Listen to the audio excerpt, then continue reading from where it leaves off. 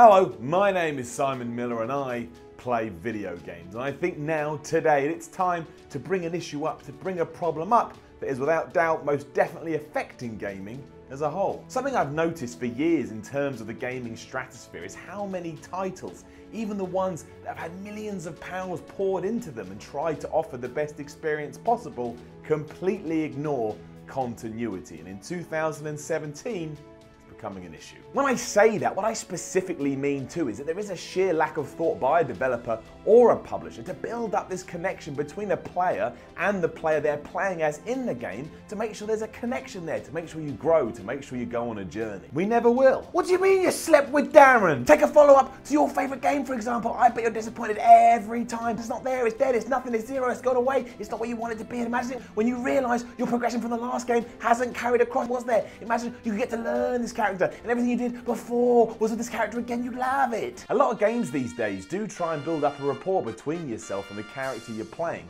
and to see that all go out the window for no good reason doesn't make any sense. Darren, he's supposed to be my best friend! It's not only disappointing, but it is an area that games have to start getting right. And then, when you're least expecting it, Activision comes along and it just sticks something right up your ass. Let's stop focusing on technology, frame rate or resolutions and start making sure that no matter what, continuity and a sense of progression exist even throughout multiple entries. How else are we meant to grow as an industry and cement this idea that you can have a relationship with these characters that last over multiple games or last over multiple years? And let's never forget the big secret that no one ever talks about with Nintendo. Remember that? We were all singing Nintendo's praise and saying, oh, we should all praise Nintendo because look what they do year in, year out. But no one ever mentioned, no one ever revealed, no one had the balls to go into the specifics, especially that Nintendo, our games have to appreciate continuity. Take someone like BioWare and Dragon Age. It was a huge shame that the effects of the first game never really affected the second like we all hoped.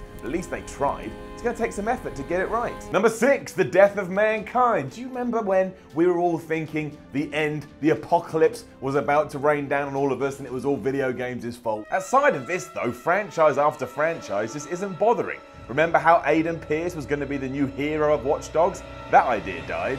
Seriously, I hate people. I hate all people. I hate people on Twitter. I hate people on Facebook. They never shut up. They're just a bunch of nerds. Loads of people here think I'm just joking around going, oh, nerds, put my big deep voice on. But in reality, can't stand them.